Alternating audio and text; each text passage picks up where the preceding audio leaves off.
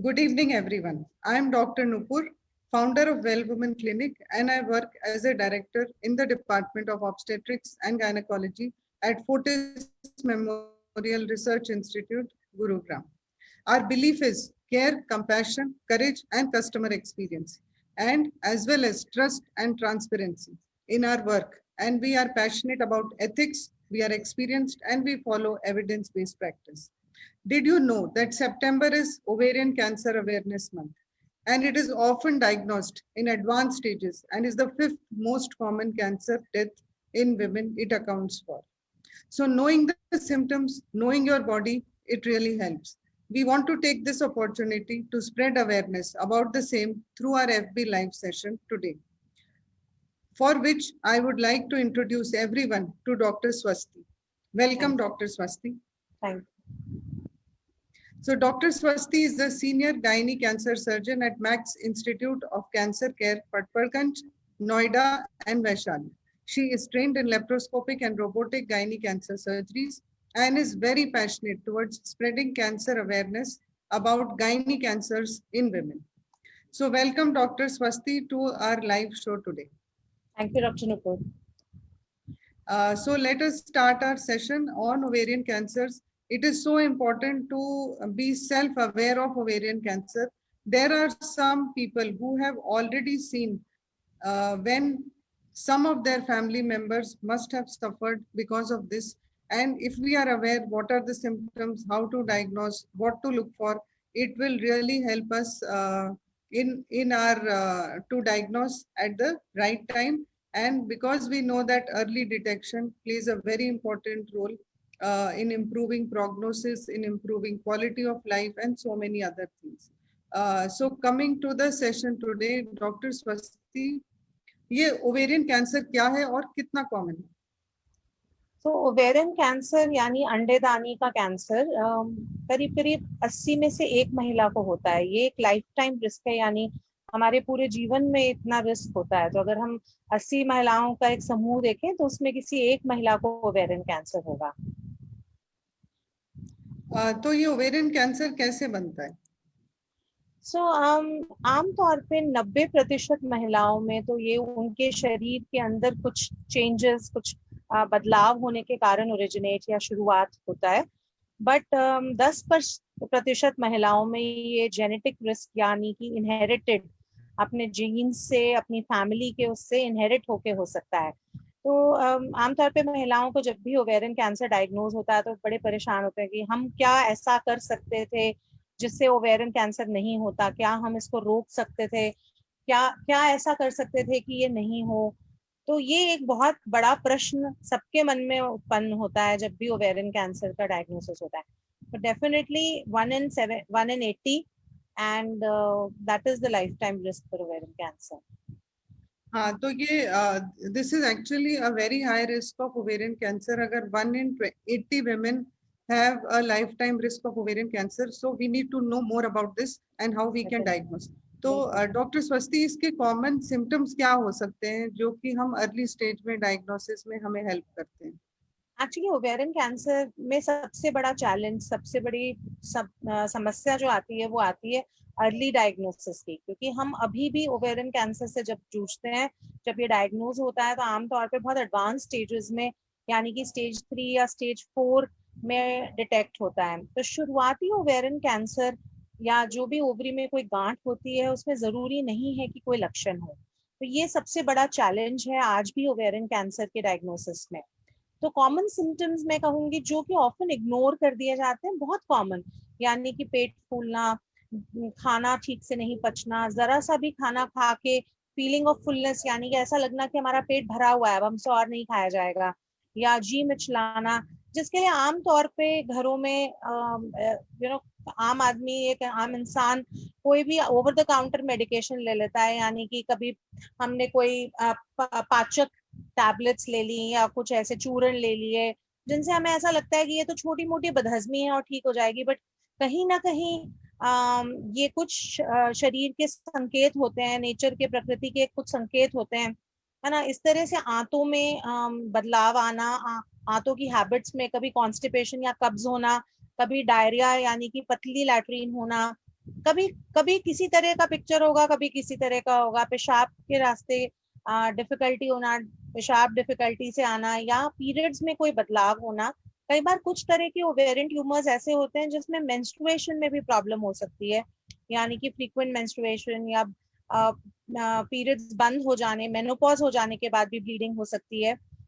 भूख ना लगना, वजन का गिरना, ये सब जब तक अपीयर होते हैं एक्चुअली तब तक ओवेरियन कैंसर काफी एडवांस हो जाता है। तो ये कुछ कॉमन सिम्टम्स हैं जो कि ऑफन इग्नोर कर दिए जाते हैं, और अगर ये परसिस्ट करें, हमेशा अगर इस तरह की शिकायत हो तो कृपया इसको इग्नोर ना करें, तुरंत किसी डॉक्टर से सलाह जरूर लें, अपने आप इसका इलाज करने की कोशिश ना करें।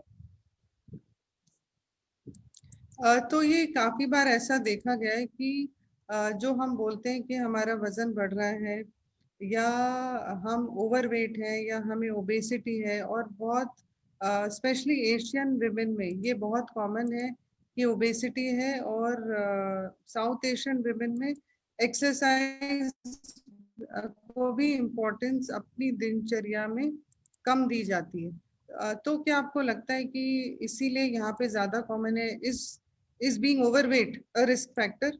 और यदि वो महिलाएं जो एक्सरसाइज करती हैं तो क्या उनको कुछ बेनिफिट्स होते हैं इससे? सो देखिए, अगर हमारा हाइट या लंबाई के अनुसार या अनुपात में वजन ज्यादा है, तो ये इसको हम कैलकुलेट करते हैं हम height by weight by height square से, यानी कि इसको बॉडी मास इंडेक्स, एक इंडेक्स बोलते हैं। तो अगर ये बॉडी मास इंडेक्स हमारा 30 से ऊपर होता है तो डेफिनेटली हमारा risk for having many cancers बढ़ जाता है, जिसमें से एक कैंसर ओवेरियन कैंसर भी है। सो जिन लोगों को ओवेरियन कैंसर का इनफैक्ट ट्रीटमेंट भी हो चुका है, उनके लिए भी, वो जो चैंपियंस हैं जो रिकवर कर चुके हैं, आगे उनको रेकरेंस ना आए या बीमारी दोबारा वापस ना आए, उनके लिए भी ये बहुत इंपॉर्टेंट है कि अपना वजन कंट्रोल में रखें, जिसके लिए नियमित रूप से व्यायाम करें, वजन ना बढ़ने दें, अच्छा फाइबर युक्त खाना खाएं, है ना, पॉजिटिव सोचें और स्ट्रेस फ्री रहें। है ना, आजकल की भागदौड़ वाली जिंदगी में हम बहुत ज्यादा स्ट्रेस लेते हैं, स्ट्रेस से कई तरह के हार्मोन्स कॉर्टिसोल सिक्रीट होते हैं, जिससे खुद भी वजन बढ़ जाता है। तो नियमित रूप से व्यायाम करने से, वॉक करने से पॉजिटिव हार्मोन्स रिलीज होते हैं, और ये जो है बीमारी वापस आने का रिस्क भी कम कर देते हैं। तो एक तरफ तो रिस्क ऑफ बीमारी होना, यानी कि risk of ovarian cancer he decrease हो रहा है, साथ में रिस्क ऑफ रेकरेंस, यानी कि वो खतरा जिससे बीमारी वापस आती है वो भी कम हो रहा है। तो इसके डबल बेनिफिट्स हैं एक्सरसाइज के और वजन को कंट्रोल करने के। So not only ovarian cancer, बाकी और यूट्रस के कैंसर्स और प्रोस्टेट कैंसर्स, आंतों के कैंसर्स, इन सबके ऊपर बेनिफिशियल इम्पैक्ट होता है। तो एक जनरल स्वाभाविक जो टेंडेंसी है ओवर ईट करने की, बैठे रहने की, एक्सरसाइज ना करने की, उससे हमें अब मुक्ति पा लेनी चाहिए। It has to be very very fit and healthy and active lifestyle. हाँ, तो अब ये लॉकडाउन की वजह से बहुत लोगों की लाइफस्टाइल सेडेंट्री की तरफ हो गई है, but at the same time बहुत लोग ऐसे भी हैं who have tried to exert themselves during this time, और मतलब उनकी लाइफ में exercise has become a routine and they have started enjoying also.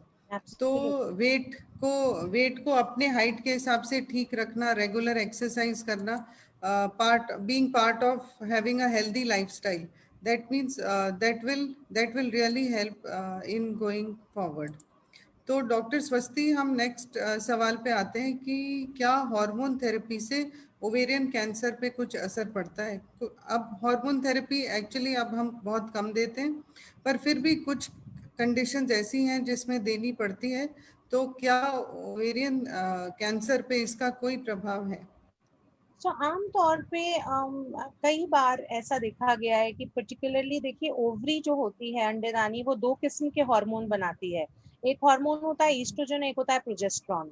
तो दोनों के अलग अलग इम्पैक्ट होते हैं बॉडी में, है ना। ये पाया गया है कि जो ईस्ट्रोजन हार्मोन होता है, चाहे वो हमारे शरीर में अपने आप ज्यादा मात्रा में बन रहा है या हम उसे बाहर से टैबलेट्स या इंजेक्शन या पैचेस के जरिए यूज कर रहे हैं, उस हार्मोन को काफी समय लेने से, खासतौर से 5 साल या उसके अधिक लेने से, ओवेरियन कैंसर का इंसिडेंस या रिस्क बढ़ जाता है।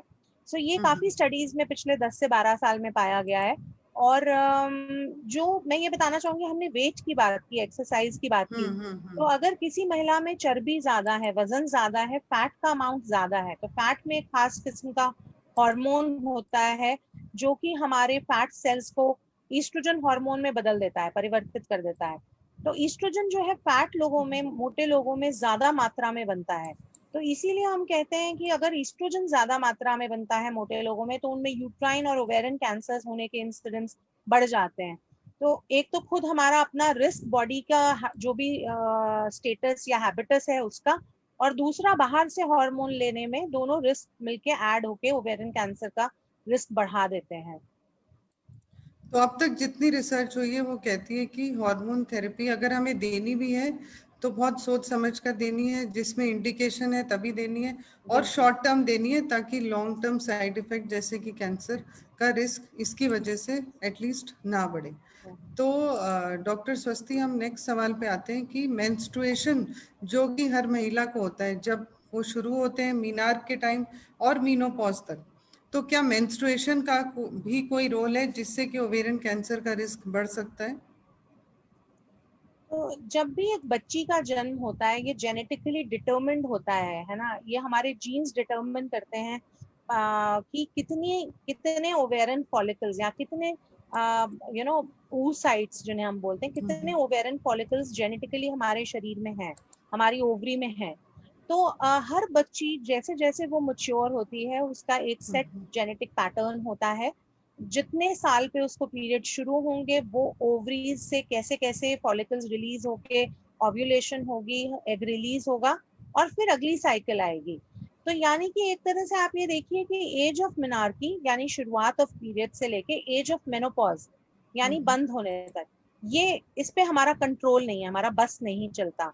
तो जितना ज्यादा ये ड्यूरेशन होगा, जितना अर्ली पीरियड शुरू होंगे और जितना डिले होके बंद होंगे, उतना ही हमारी ओवरी को हार्मोन एक्सपोजर ज्यादा होगा।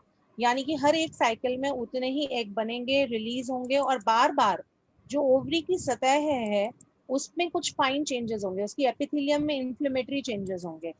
तो वो जब ये इन्फ्लेमेटरी चेंजेस होते हैं, उनसे भी कैंसर होने का संभावना बढ़ जाती है।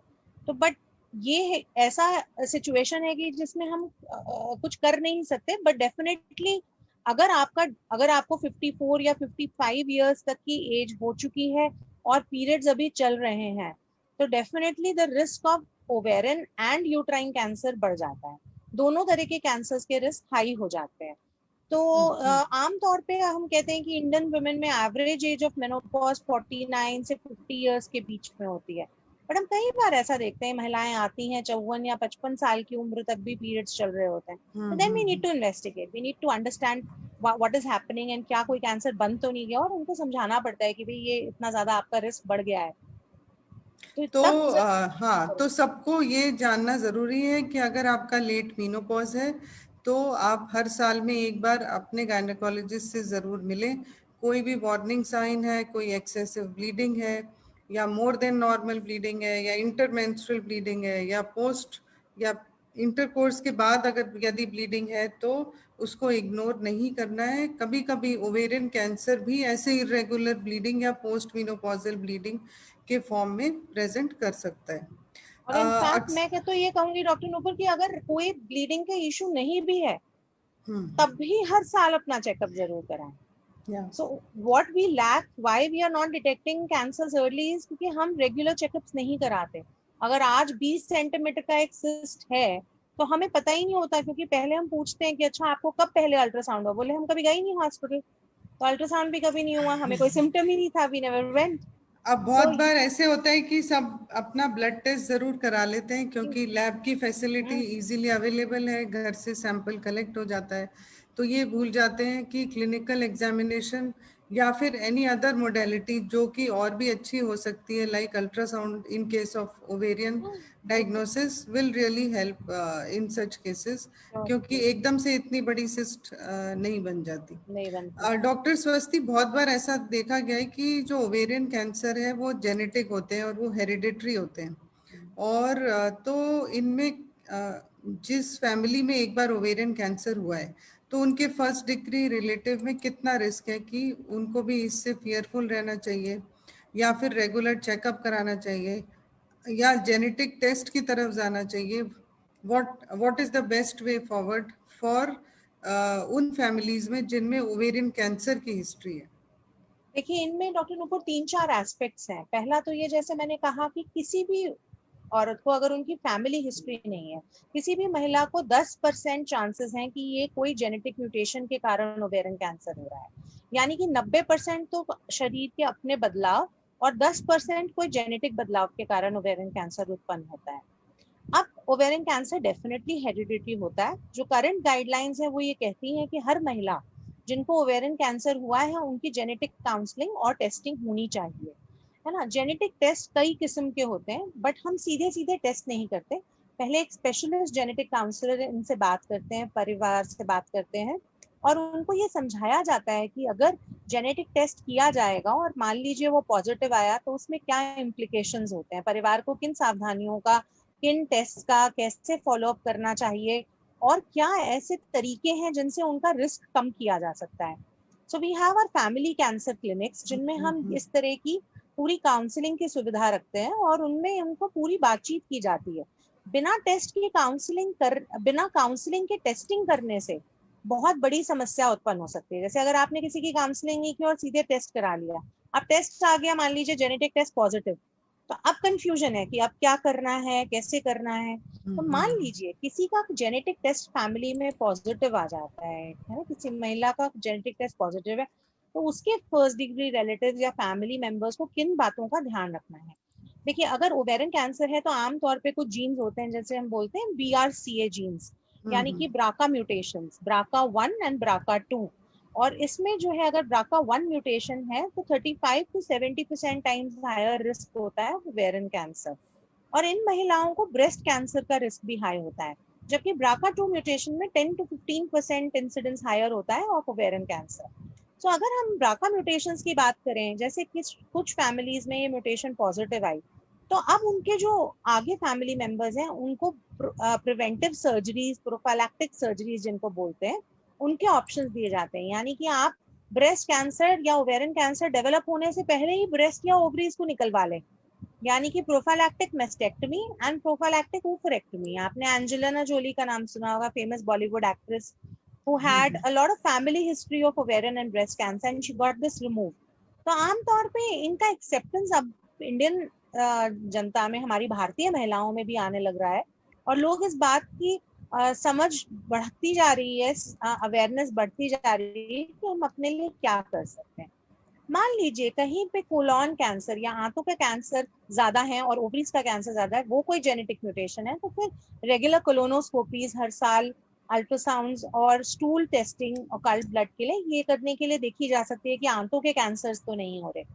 अब मान लीजिए किसी फैमिली में महिला को ओवेरियन कैंसर था, पर अब वो नहीं है, बाद में 10 साल या 15 साल बाद फैमिली मेंबर्स को लगता है कि हमें जेनेटिक टेस्ट करना चाहिए, तो उनका जेनेटिक टेस्ट भी हो सकता है। पर आइडियली प्रेफरेबल सिचुएशन होती है कि जिस व्यक्ति को पहले कैंसर हुआ है अगर हम उनका जेनेटिक टेस्ट कर पाए तो वो ज्यादा यूजफुल होता है। बट हम बाकी फैमिली मेंबर्स को भी टेस्ट कर सकते हैं आफ्टर प्रॉपर काउंसलिंग, तो इसको बोलते हैं प्री टेस्ट काउंसलिंग। तो डॉक्टर स्वस्ति, हाँ, तो ये तो अब तक प्रूवन है कि lot of cancers in ovary can be hereditary, और आजकल हम जेनेटिक टेस्टिंग भी ऑफर कर सकते हैं, but best is to test the person who has been affected, ताकि हम म्यूटेशन को वहीं आइडेंटिफाई कर पाए। तो अब साइंस ने इतना एडवांस कर लिया है और अब बहुत कंपनीज भी इंडिया में आ गई हैं who are offering such genetic test not only for ovarian but for other cancers as well. और जैसे आपने बताया कि प्रोफाइलैक्टिक सर्जरी का भी एक ऑप्शन है जब आपकी फैमिली कंप्लीट हो जाती है, और and you can think of going for this kind of surgery rather than staying in stress कि अब क्या होगा। तो ये बहुत ही इम्पोर्टेंट रोल है। तो ऐसे सब लोगों को यही एडवाइजेबल है कि अपने गायनेकोलॉजिस्ट से मिलें, जेनेटिक टेस्ट के बारे में इंक्वायर करें, ये भी डिस्कस करें कि ओफरेक्टमी या मेस्टेक्टमी या फैमिली हिस्ट्री जिसमें ओवेरियन और ब्रेस्ट कैंसर एक साथ होते हैं, उनके लिए आपको क्या क्या करना होगा, so that you are able to make a early diagnosis for yourself. तो डॉक्टर स्वस्ति, क्या ओवेरियन कैंसर प्रिवेंटेबल है? क्या ऐसे कोई रिस्क फैक्टर है that can prevent ovarian cancer? वो आप देखिए, बताएं हमने कि बात क्या करी कर थी सकते कि हैं हम। हाँ, डाइट और एक्सरसाइज। तो खाना हम क्या खा रहे हैं वो हमारे हाथ में है। वजन हम बढ़ने नहीं दे रहे, या वजन बढ़ जाता है तो कम कर रहे हैं, वो हमारे हाथ में है। दैट इज मॉडिफाइबल, यानी कि ये रिस्क फैक्टर तो है, पर इसको हम सुधार सकते हैं। अपने जीन्स को हम नहीं सुधार सकते, बट उनके बारे में पता चला सकते हैं। सो कई बार हम जब पहली बार महिलाओं से पूछते हैं तो उनको कई बार मालूम नहीं होता डिटेल में। बट अगर उनको सेंसिटाइज करके पूछते हैं तो वो दूसरी बार जब आते हैं हमसे मिलने के लिए, तो वो बताते हैं कि हाँ, हमने अपने घर के बड़े लोगों से पूछा, उन्होंने बताया कि हाँ, आपके घर में जो एल्डर्स हैं या अदर जनरेशन्स में इन इन लोगों को कैंसर हुआ था। I think sensitization of knowing family history, अपनी पारिवारिक इतिहास को जानना बहुत जरूरी है।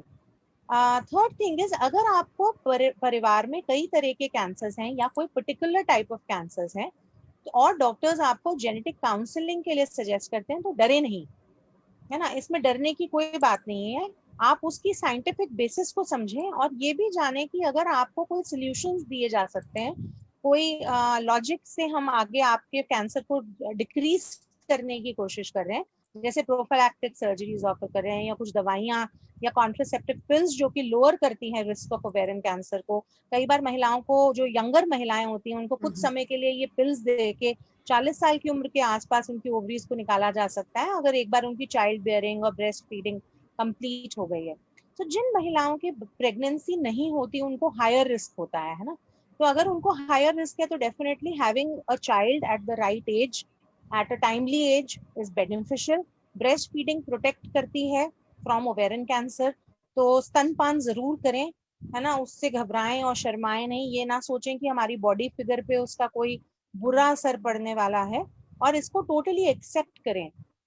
अगर हमारे को टाइमली प्रेगनेंसीज हो, स्तनपान समय पे हो, पूरी तरह से हो, वजन हम अपना कंट्रोल कर रहे हैं, वजन नहीं बढ़ने दे रहे, खाना पीना अच्छा है, डाइटरी फाइबर्स ले रहे हैं, और वेट रिडक्शन कर रहे हैं, एक्सेस सॉल्ट नहीं ले रहे हैं, टेंशन कम ले रहे हैं, भाग दौड़ कर रहे हैं बट पॉजिटिव माइंडसेट से कर रहे हैं, स्ट्रेस नहीं ले रहे हैं, तो ये सारे मॉडिफाइबल रिस्क फैक्टर्स हैं। और दूसरा, genetic testing and counselling is very very important. हाँ, तो ये बहुत सारे ऐसे फैक्टर्स हैं जो हम कंट्रोल कर सकते हैं, अपनी लाइफस्टाइल को, अपने वजन को, और प्रेगनेंसी को नहीं रोकना, मतलब प्रेगनेंसी होना, ब्रेस्ट फीडिंग करना, ये सब फैक्टर्स हमारे कंट्रोल में हैं। तो कई बार कई लोगों को ये कंफ्यूजन होता है कि पैप टेस्ट तो हमने करा लिया, तो अब हमें ओवेरियन कैंसर का क्या डर? तो क्या पैप टेस्ट जो है, जो कि रूटीन हेल्थ चेकअप का भी पार्ट है बहुत से हॉस्पिटल्स में, तो लोगों को ये बहुत कंफ्यूजन है कि पैप टेस्ट हो गया तो अब हमें ओवेरियन कैंसर नहीं होगा। तो डॉक्टर स्वस्ति, क्या ये पैप टेस्ट ओवेरियन कैंसर को भी डिटेक्ट करता है?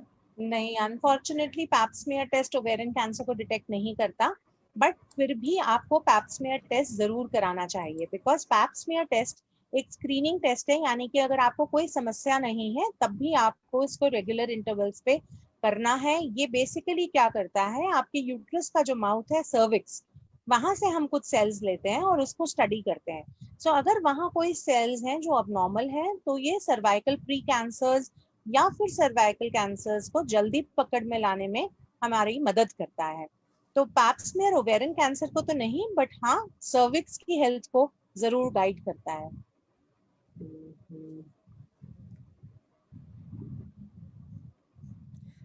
तो डॉक्टर स्वस्ति, एक एक क्वेश्चन है व्यूअर से कि how to differentiate between ovarian cancer and endometriosis? अच्छा सवाल है ये। कई बार एंडोमेट्रियोसिस और ओवेरियन कैंसर दोनों में ही पता चलाना काफी मुश्किल होता है। बट कुछ सिम्टम्स जैसे पेनफुल पीरियड्स, है ना, पीरियड्स के दौरान काफी सिवियर पेन होना, पर्टिकुलरली यंग गर्ल्स में एंडोमेट्रियोसिस शुरू हो सकता है। हालांकि दोनों की ही पिक्चर काफी मिलती जुलती सी है। अगर आप ओवेरियन मास को देखें तो हम कई सारे टेस्ट से, अल्ट्रासाउंड और एमआरआई करके ये पता लगा सकते हैं कि क्या ये गांठ जो ओवरी में है इसके अंदर कुछ खून का डिपोजिशन है या ब्लड तो नहीं है। आपको ये भी बताना चाहूंगी यहाँ पे कि अभी बहुत रिसेंटली 15 दिन पहले एक स्टडी आई है जिसमें ये बताया गया है कि जिन औरतों को एंडोमेट्रियोसिस होता है उनको ओवेरियन कैंसर बनने के रिस्क हायर होता है, और उनको आमतौर पे महिलाओं में 2 से 4 साल पहले ओवेरियन कैंसर बन सकता है। हालांकि chances of ovarian cancer in endometriosis is low, but अगर मैं अपना तजुर्बा आपसे शेयर करूं तो 29 इयर्स की एज पे भी अभी मैंने एंडोमेट्रियोसिस में ओवेरियन कैंसर देखा है। सो एक तो बहुत मुश्किल तो होता ही है दोनों के बीच में डिफरेंस पता करना, साथ साथ सर्जरी के दौरान जब हम इस गांठ को निकालते हैं तो हम कई बार फ्रोजन सेक्शन टेक्निक्स को यूज करते हैं, यानी कि ऑपरेशन के दौरान ही हमारे पैथोलॉजिस्ट कुछ पर्टिकुलर एरियाज ऑफ गांठ से या ट्यूमर से जांच लेके हमें आधे से पौने घंटे में ये बताते हैं कि क्या इसमें कैंसर है कि नहीं। एमआरआई, अल्ट्रासाउंड या फिर CA-125 जो टेस्ट हैं उनसे हमें कुछ अंदाजा लगता है। CA-125 दोनों एंडोमेट्रियोसिस और कैंसर में बढ़ सकता है, ये कई सारी कंडीशंस में बढ़ सकता है, ट्यूबरक्लोसिस में भी बढ़ जाता है, तो इसलिए हम डायग्नोसिस के लिए तो नहीं इसको यूज करते हैं, पर हाँ definitely as a marker to follow up patients हम इसको इस्तेमाल करते हैं।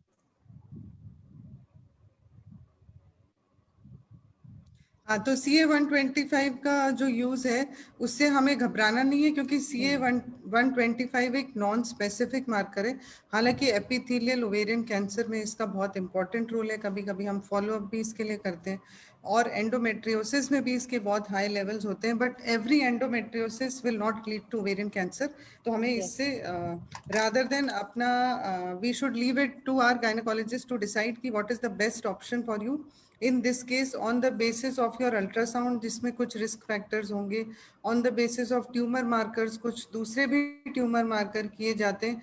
जब young age में भी ovarian cancer हो सकता है या ovarian tumor हो सकता है, जो doubtful होता है on ultrasound, जब उसमें blood flow बढ़ जाता है, vascularity होती है या solid ovarian mass दिखाई देता है, तो ऐसे में भी डॉक्टर स्वस्ति बताइए कि कौन सी सर्जरी की जाती है जब कम उम्र में ओवेरियन ट्यूमर का डाउट है तो। जी, हम इसको बोलते हैं फर्टिलिटी प्रिजर्वेशन सर्जरी, यानी कि फर्टिलिटी को प्रिजर्व करने वाला तरीका। तो ऑपरेशन के समय पे हम इनको दूरबीन से ना ऑपरेशन करके, क्योंकि हम चाहते हैं कि ये गांठ इंटैक्ट पेट से बाहर निकले और हम उसको काट के या स्पिल करके नहीं निकालना चाहते, तो हम ओपन सर्जरी द्वारा एक साइड की ट्यूब और ओवरी को निकाल देते हैं या सिर्फ गांठ गांठ को निकाल देते हैं, डिपेंडिंग कि गांठ का या ट्यूमर का साइज कितना है और नॉर्मल ओवेरियन टिश्यू वहां पे है या नहीं। फिर इसको फ्रोजन सेक्शन के लिए भेज के कैंसर को कंफर्म किया जाता है। अगर कैंसर होता है और दूसरी ओवरी बिल्कुल नॉर्मल नजर आती है और पेट में कहीं भी ट्यूमर, आंखों से दिखने वाला ट्यूमर फैला नहीं होता, तो हम यूट्रस और दूसरी ओवरी और ट्यूब को प्रिजर्व कर लेते हैं, यानी कि उसको नहीं निकालते, उसको कोई डैमेज नहीं करते। और साथ में हम स्टेजिंग करते हैं, यानी कि हम ओमेंटम पेट में जो आंतों के ऊपर एक फैट की कवरिंग होती है, लिम्फ नोड्स होते हैं, जैसे कैंसर सर्जरी में किया जाता है, सब पूरा सर्जरी वैसे ही की जाती है। इस सब टिश्यू को हम वापस अपनी लैब में भेज देते हैं, जिसकी बायोप्सी 10 दिन में आती है। इससे कंफर्मेशन ऑफ स्टेज होती है। तो अगर आंखों से दिखने वाली बीमारी ना तो दूसरी ओवरी पे थी और ना एब्डोमेन में थी, और हमने जो ओवेरियन गांठ है उसको भी काट के नहीं निकाला अगर, तो लाइकलीहुड है कि हमारे को कीमोथेरेपी की चांसेस कम होंगे। तो अगर हमें कीमोथेरेपी की जरूरत नहीं पड़ती तो बहुत ही अच्छा है, दिस इज कंप्लीट ट्रीटमेंट। अगर कीमोथेरेपी की जरूरत पड़ती है तो हम ऑपरेशन के बाद और कीमोथेरेपी स्टार्ट करने से पहले महिलाओं को या लड़कियों को एनकरेज करते हैं to see our IVF specialist. In fact smaller गांठों में हम सर्जरी के पहले ही ये काउंसलिंग कर देते हैं, पूरा डिस्कस करते हैं, और as a team we see these girls. So इसमें क्या होता है कि एग को, अगर लड़की मैरिड नहीं है, उनका कोई पार्टनर नहीं है, तो ओवरीज को स्टिमुलेट करके और एग्स को और या oocytes को प्रिजर्व करके फ्रीज कर दिया जाता है बैंक में। आपने सीमन बैंकिंग सुना होगा, तो इसी तरह से oocyte क्रायो प्रिजर्वेशन होता है, यानी कि एग्स, ओवरी के एग्स का प्रिजर्वेशन। और ये कई सालों तक, साल दर साल हम इसको प्रिजर्व कर सकते हैं, जब तक हमारी लड़की की शादी ना हो जाए या फिर उनको पार्टनर ना मिल जाए, और बाद में फिर इन एग्स का उपयोग किया जा सकता है कभी भी। तो ये बहुत तो डॉक्टर स्वस्ति, हाँ डॉक्टर स्वस्ति, यंग एज में जो फर्टिलिटी प्रिजर्वेटिव सर्जरी है, बहुत छोटी सिटीज में या छोटे टाउन्स में लोग अवेयर नहीं हैं कि हम ओवरी को कंजर्व कर सकते हैं, दूसरी ओवरी को बचा सकते हैं और फॉलो अप पे रख सकते हैं, और राइट स्टेजिंग और फ्रोजन सेक्शन की फैसिलिटी भी हर जगह नहीं है। जी तो ये बहुत ही ज़रूरी है कि सही डायग्नोसिस के साथ ही सही जगह पे इसका इलाज होना बहुत ज़रूरी बिल्कुल है, क्योंकि बिल्कुल। इनकम्प्लीट सर्जरी से आगे आपको मल्टीपल सर्जरी होगी, रिकरेंस होगा, कीमोथेरेपी भी ज़्यादा देनी पड़ेगी। कुछ लोगों में जो एडवांस स्टेज में कैंसर डायग्नोस होता है कई बार, जबकि पेट में पानी भर जाता है जिसको हम असाइटिस कहते हैं, जो बहुत एडवांस स्टेज है, उसमें कई बार कीमोथेरेपी भी पहले दी जाती है। तो वो क्या कंडीशंस हैं जिसमें हम कीमोथेरेपी पहले देनी पड़ती है और फिर सर्जरी के लिए तैयारी करते हैं? तो आमतौर से स्टेज 3 या अर्ली स्टेज 4 की बीमारियों में हमें पहले कीमोथेरेपी देनी पड़ती है। तो उसमें हम क्या करते हैं, आमतौर पे ओवरी में हम नीडल नहीं डालते, नीडल डाल के जांचें या बायोप्सी नहीं की जाती। पर ऐसी सिचुएशंस में हम, अगर पेट में जगह जगह बीमारी है, ट्यूमर है, उसके डिपॉजिट्स हैं, तो वहां से या फिर ओवरी की गांठों से अगर फैली हुई बीमारी है, ऑलरेडी पेट में पानी भर चुका है, तो वहां से जांचें लेके बायोप्सी करके हम न्यू एडजुवेंट कीमोथेरेपी, यानी कि देखिए ओवेरियन कैंसर का इलाज सर्जरी और कीमोथेरेपी से होता है। तो एडवांस स्टेजेस में जहाँ की पेट में बहुत ज्यादा पानी भरा हुआ है या बीमारी इतनी ज्यादा है कि आंखों से दिखने वाली बीमारी ऑपरेशन से इमिडिएटली नहीं निकाली जा सकती, तो उसको कम करने के लिए हम पहले कीमोथेरेपी देते हैं, जिसको बोलते हैं न्यू एडजुवेंट कीमोथेरेपी। 3 या 4 साइकिल्स देके दोबारा असेसमेंट करते हैं, फिर पेशेंट्स को सर्जरी के लिए लेते हैं। सर्जरी के दौरान सारा बीमारी ट्यूमर निकाल के इसमें हाइपिक करते हैं, यानी कि कीमोथेरेपी को बहुत हाई टेम्परेचर्स पे पेट में 90 मिनट्स के लिए रखा जाता है, जिससे कि सारी माइक्रोस्कोपिक बीमारी भी खत्म हो जाती है और उससे औरतों में जीवित रहने की क्षमता बढ़ जाती है। इसको हम बोलते हैं हाइपेक, और ये सर्जरी के दौरान ही होता है। ये लंबी सर्जरीज होती हैं और स्पेशलाइज्ड सेंटर्स में ही उपलब्ध है। हम लोग इनको कर रहे हैं आजकल, और ये हम्म। आधुनिक तकनीकों से होती हैं। उनके लिए स्पेशल मशीन्स और पूरी टीम चाहिए होती है। और उसके बाद जो बची हुई कीमोथेरेपी हमारी होती है, तो वो हम इसको सर्जरी के बाद देते हैं, 3 से 4 हफ्ते बाद।